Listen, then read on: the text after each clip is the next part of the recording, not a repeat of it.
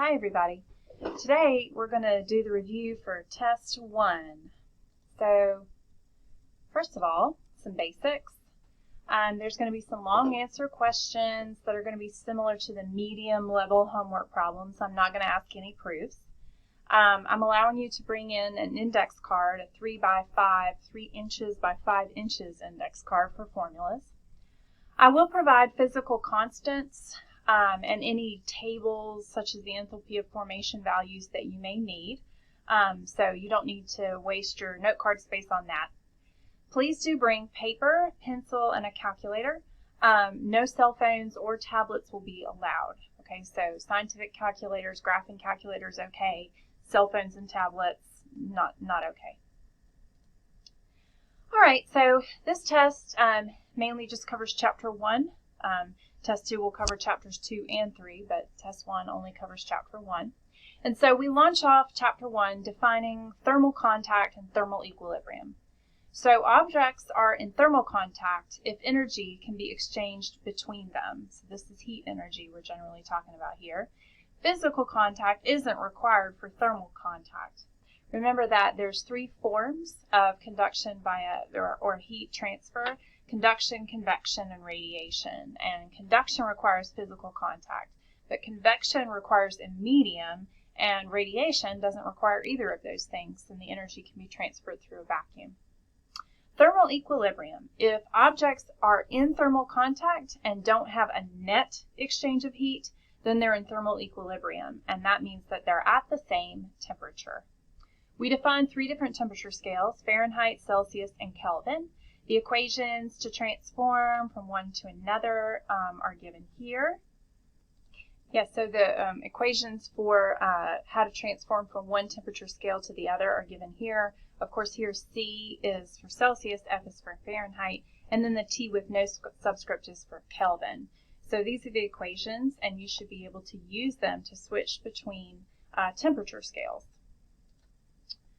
Now, the Kelvin scale is based on absolute zero, which is minus 273 degrees Celsius, roughly. And this is the temperature at which a constant volume gas thermometer intersects the temperature axis on a pressure versus temperature plot. And so this is where you can see the intersection right here from different constant volume gas thermometers, right? Maybe they have different gases, maybe they have different volumes, and the intersection was there. So this was first discovered by Lord Kelvin and fit there, and we named the Kelvin temperature scale after him. Thermal expansion is the increase in the size of an object with an increase in its temperature. The equations to describe thermal expansion and volume expansion and area expansion are all shown here. So the change in length of an object is equal to alpha Li delta T, where alpha is the linear expansion coefficient, Li is the initial length, and delta T is the change in the temperature.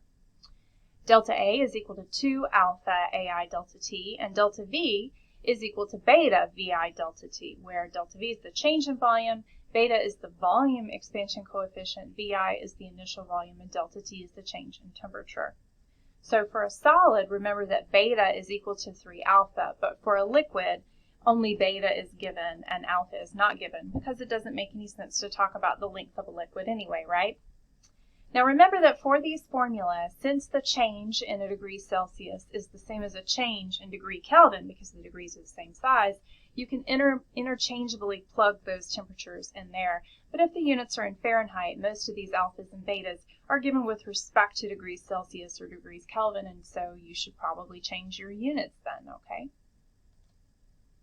We talked about atoms and moles.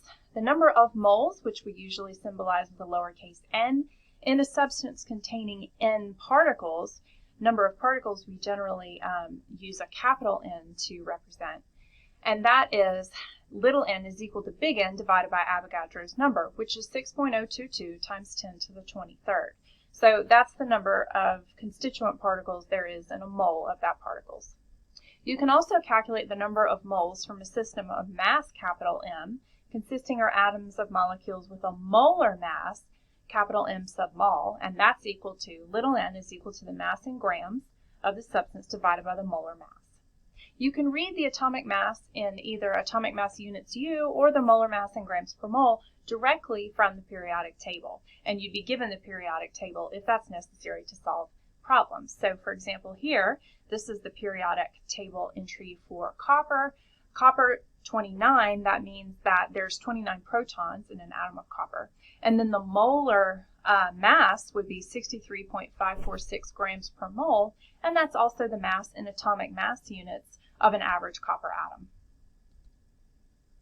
We covered the ideal gas law.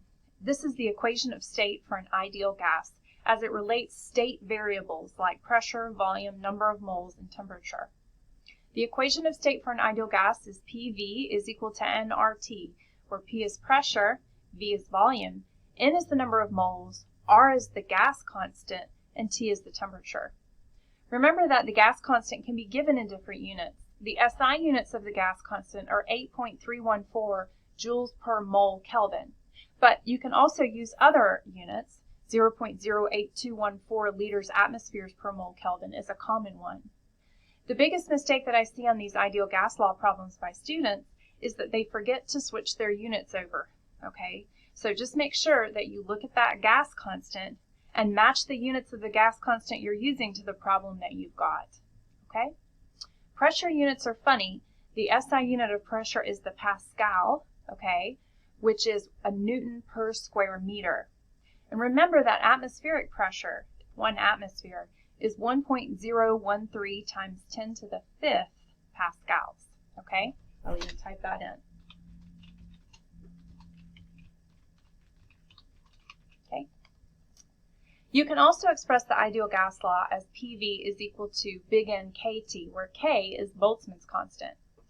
In this formula, instead of using the number of moles in the gas constant, you're using the number of constituent particles or molecules and Boltzmann's constant. In SI units, Boltzmann's constant is 1.38 times 10 to the minus 23 joules per Kelvin. Now, if you're using K in that form, be sure that you're using the volume in meters cubed and the pressure in pascals. Otherwise, your units won't work out and your problem will get all messed up.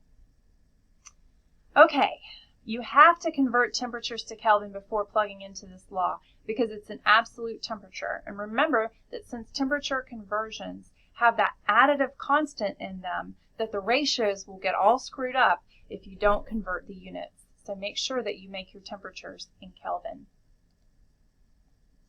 Now, Maxwell and Boltzmann described an ideal gas. They described it as a bunch of little elastic bouncy balls that bounce off one another and make elastic collisions with each other and the walls of the container. And then the pressure from a gas is just kind of the sum of the force from all these little collisions on the container walls. Some of the assumptions in the ideal gas model is that the gas is non-reactive and that it's a low density gas, which means it's not at a high pressure and it's not high density. So following this model and through the derivation that we did in class, we can relate the temperature of the gas to the kinetic energy of each molecule. The kinetic energy of the molecule is 3/2 kT. This is for a monatomic ideal gas, okay, like helium, for example, or argon. So remember here, K is Boltzmann's constant and T is the temperature in Kelvin.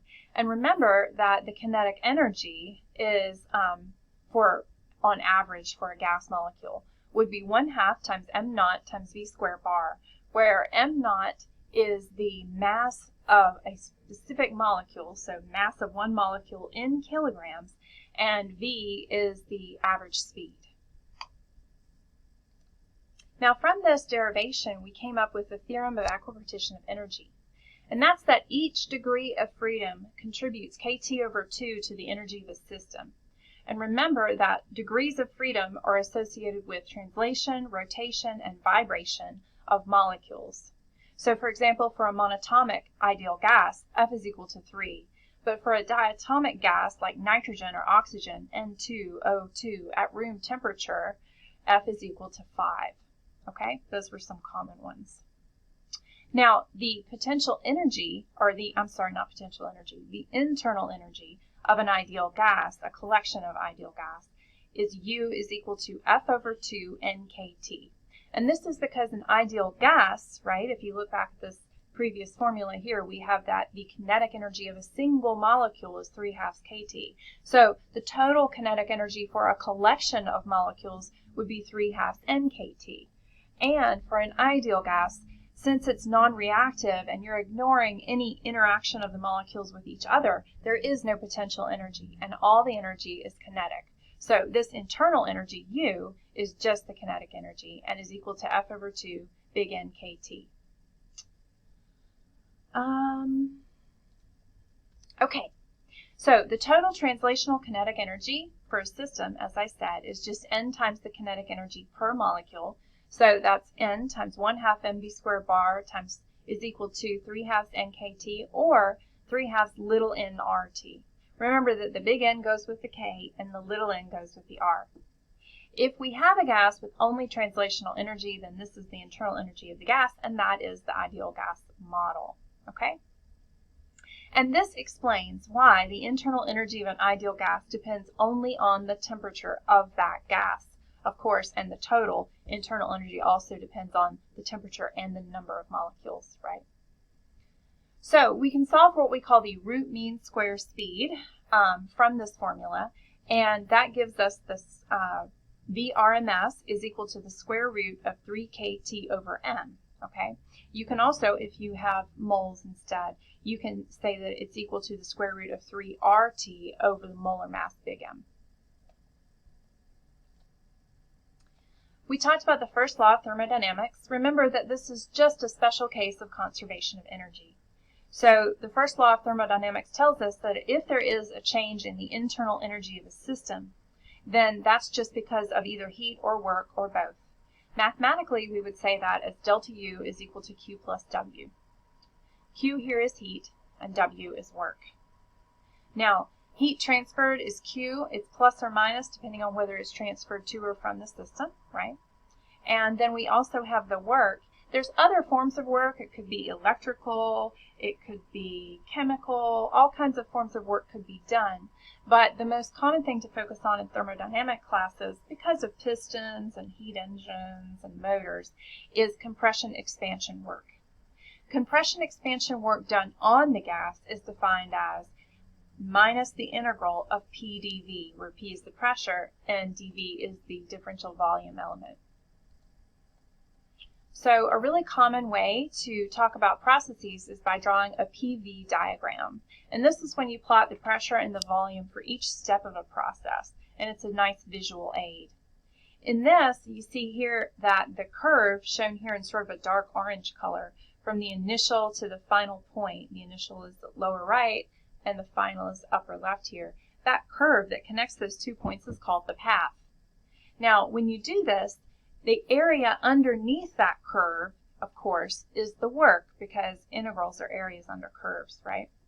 And since the work is dependent upon the path, right, since the area is dependent on the path, in other words, you would get a different value for the area under the curve if you went, say, over to the left and then up, or up and then over to the left. You would have different amounts of area under those different curves, and that makes work path dependent. Now U, the internal energy, is only proportional to the number of molecules and the temperature, so it's really just concerned with the initial and the final conditions. That makes it path independent, and since delta U is equal to Q plus W, then that means that Q must also be path dependent. So Q and W are transfer variables, and they are path dependent, but U is a state variable, and it is path independent. We talked about different kinds of processes. Here I show a cyclic process, which is one that starts and ends at the same state. You can see here it's going clockwise like so. The process wouldn't be isolated, and on a PV diagram, a cyclic process is a closed curve. Since it starts and ends at the same point, the internal energy change for the entire process has to be zero, because if you start and end at the same place, and you're only dependent upon the initial and final variables, then you've got no change in the internal energy of the system. Via the first law of thermodynamics, since delta U is equal to 0, then that means that Q has to be equal to minus W. So that means that if you solve for one, the heat or the work, then you've got them both.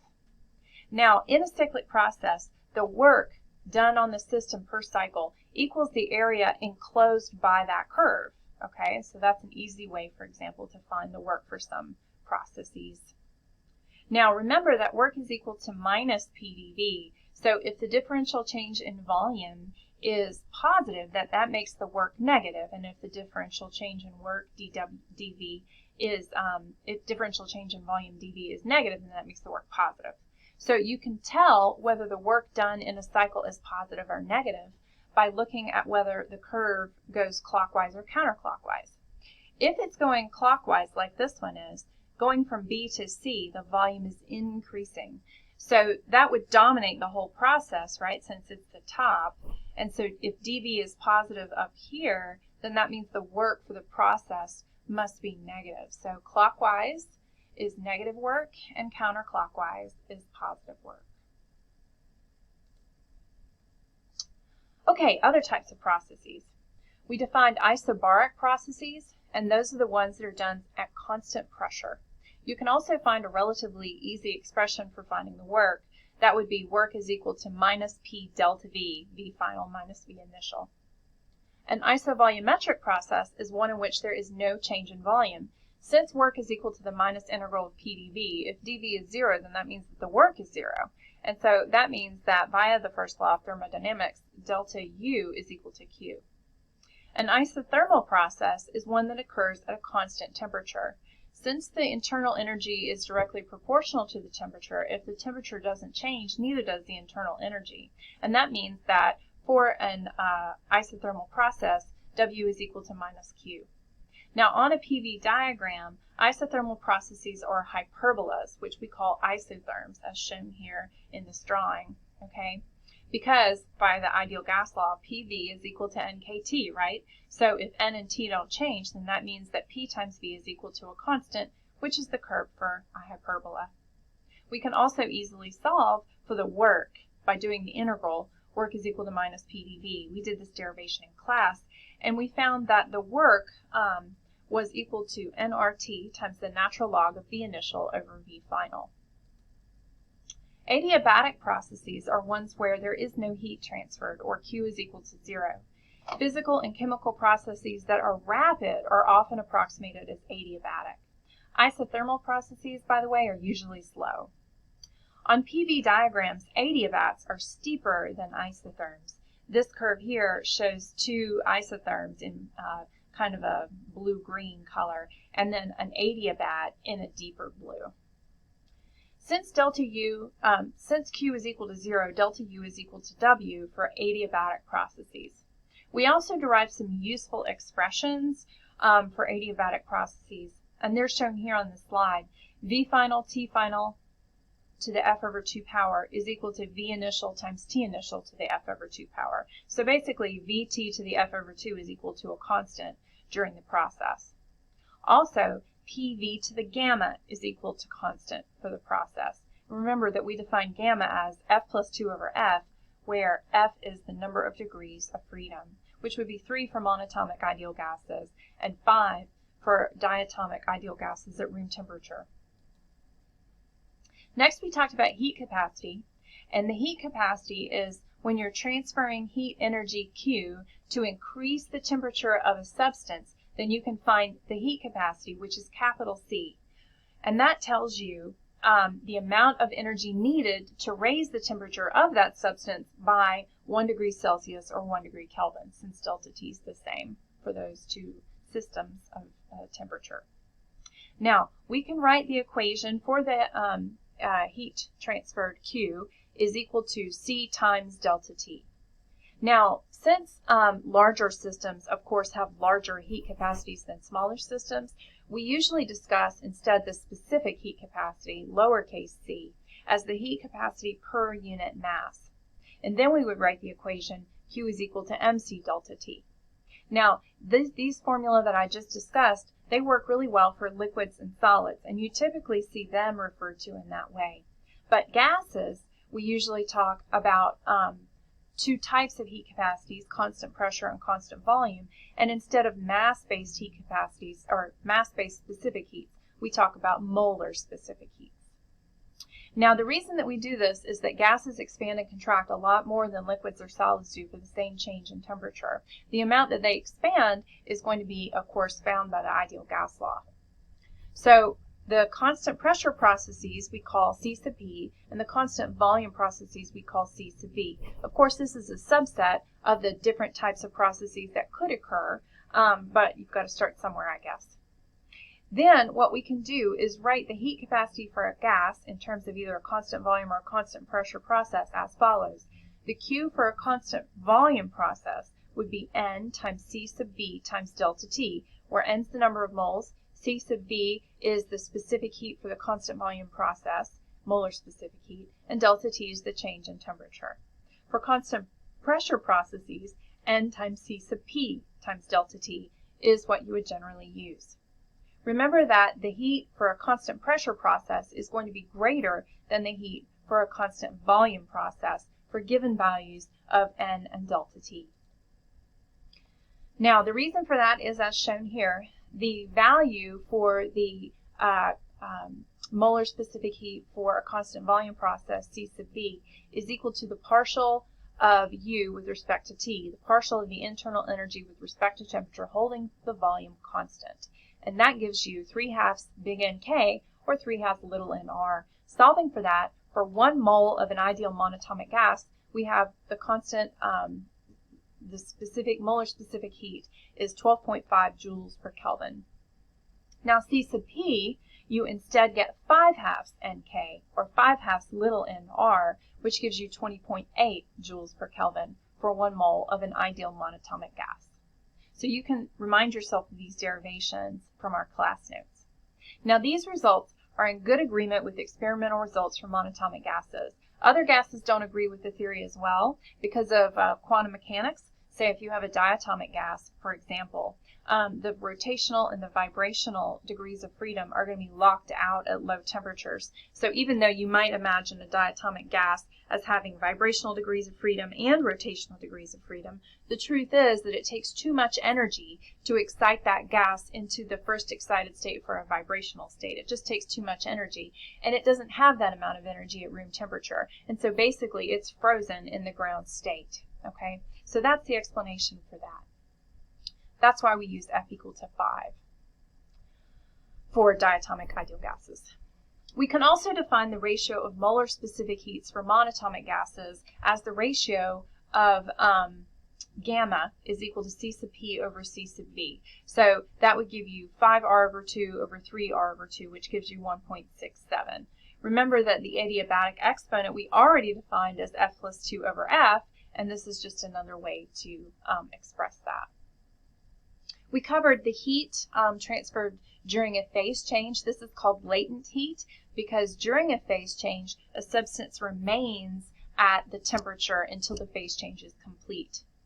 So, of course, the phase change is when a substance changes from one form to another, like gas to liquid to solid, one of those transformations. There are other types of transformations if you get into materials science a little bit more, but for this course, those are the main ones that we're going to be focusing on.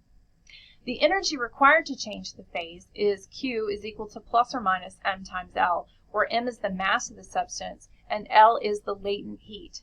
There's two different kinds of latent heat. There's latent heat of fusion and then the latent heat of vaporization. The latent heat of vaporization is when it's changing from a liquid to a gas or vice versa, and the latent heat of fusion is when it's changing from a solid to liquid or vice versa.